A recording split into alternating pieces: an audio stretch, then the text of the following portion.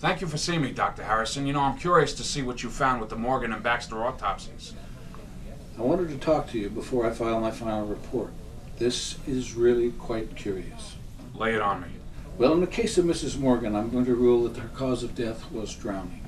Son of a bitch, I knew the husband had a hand in this. Now hold on, let me finish. It's quite curious when someone drowns without being underwater. So he drowned her in the bathroom and dragged her in the bedroom. Bastard! Now, you're not understanding what I'm saying. The autopsy findings are consistent and conclusive of drowning, except for the absence of water. There's not a drop of water anywhere in her lungs, her nostrils, any place. It's almost as if the water instantaneously evaporated at the moment of death. How's that possible? That's what I'm trying to determine. You know, could he have somehow drained the water from the body after the drowning? I mean, I don't know why he would do that, but is that possible? It would be a very odd and difficult thing to do, and he wouldn't be able to eradicate every drop of water. There would be some residue. It's almost like it was some sort of psychosomatic drowning. This is the weirdest thing I ever heard. Well, get ready to have your mind blown again. You want to know what Baxter died of? Another dry drowning? Burning. He was burned to death. Now wait a minute. I've seen burn victims. That's no burn victim on that slab. I agree with your observation, but after closer scrutiny, the man burned to death. The temperature of the body alone. The body was hotter than a living human being, and it still hasn't cooled down. Yet there was no fire, and no burns to speak of. This is all very strange. I don't mean to be rude or anything, but could I get a second opinion? No, you can't get a second opinion. I'm the county coroner, and I'm very knowledgeable and competent in what I do. Look, Doc, I need to know why the naked girl and the Guido were found dead. I need some concrete facts here, and you're giving me fucking science fiction. I'm giving you the facts as they are. I've asked my staff to do a second examination to verify my findings, not to give you a second opinion, but to further investigate a very mysterious case. It's not the first of this sort I've seen. I had hoped that we could work together, but since you seem to have no respect for me as a professional, then you may leave now. You'll get my report when I'm ready to give it to you. Now get out. Look, Doc, I don't mean to piss on your credentials, but what you're telling me is pretty far-fetched. Very far-fetched, but it is what it is. You mean you've seen this sort of thing before? Well, not in drownings or burnings, but hanging without a broken neck. You see for yourself.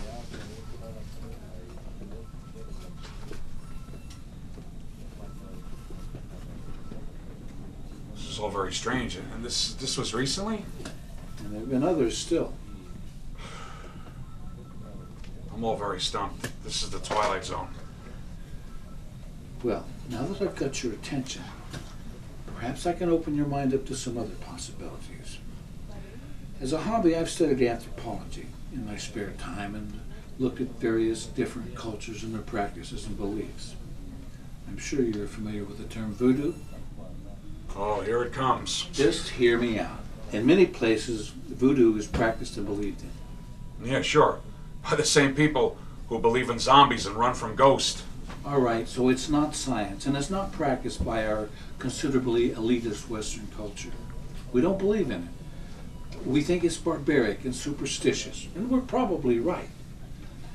But my studies have taught me that a lot of these things that I have read and seen cannot be dismissed as mere coincidence. I've come to believe that spirituality, and yes, even curses, can be manipulated to bring about a medical outcome, both good and bad. Look, Doc, coming from a respected medical professional such as yourself, I could appreciate the balls it takes to suggest something so, how can I say this politely, adventurous. But if I go back to my captain, Captain Green, and tell him it was voodoo, he's going to chop off my totem pole after he spouts many, many curses. I'm not offering this as a possible solution to your case. I'm merely suggesting it as an explanation for my findings. There is a difference. Voodoo curses don't just happen. They're brought about by a practitioner. Well, our chief suspect that would want to see these people dead doesn't seem capable of wiping his own ass. let alone be our possible witch doctor. Are you familiar with a Phineas Gorgon? Why, was he somebody porking the wife too?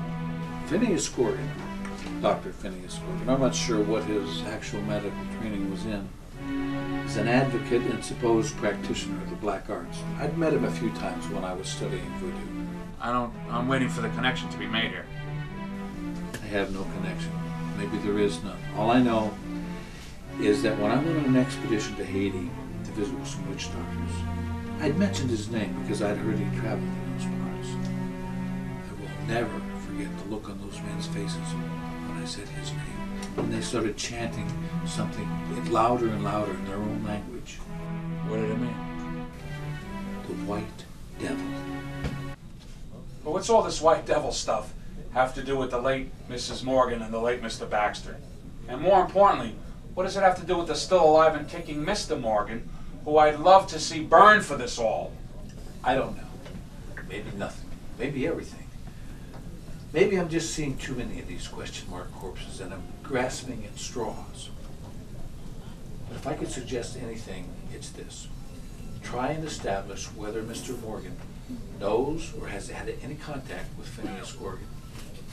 And if he does, I'm back at square one, trying to make a voodoo curse stick in this day and age. But then you'll have your answer, and we'll know who we have to work together to fight against. Great. So now I'm a Ghostbuster. Well, Doc, you may be onto something here.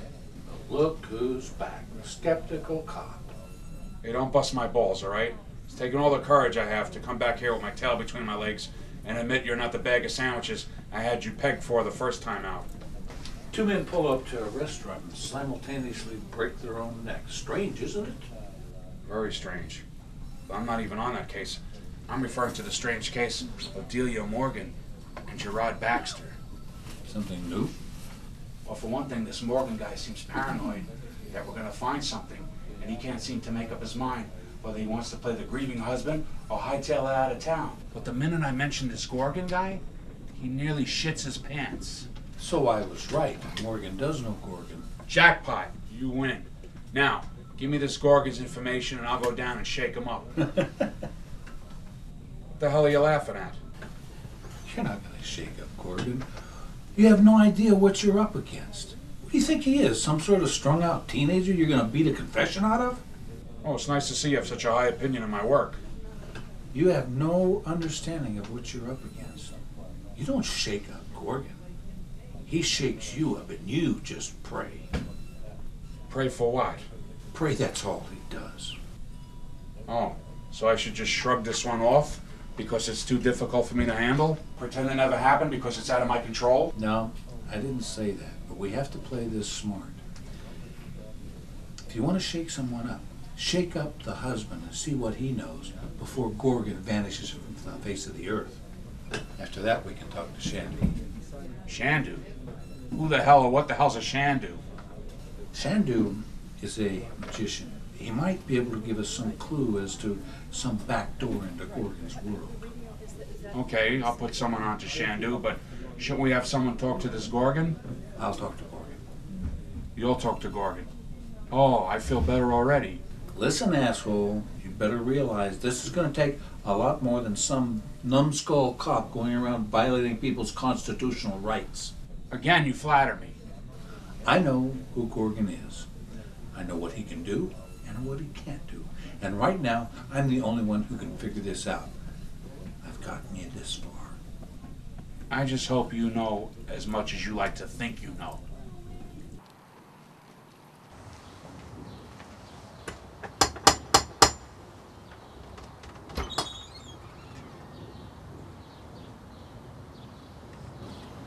Yes? I'm here to see Dr. Phineas Gorgon. Dr. Gorgon doesn't see visitors. You'll see me.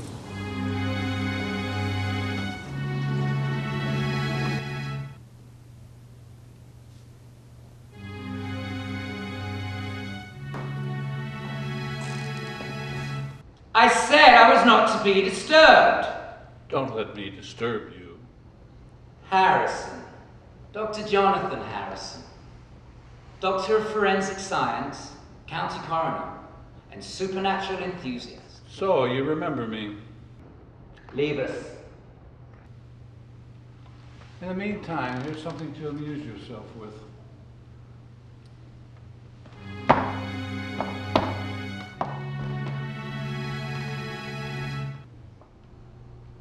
Won't you sit down?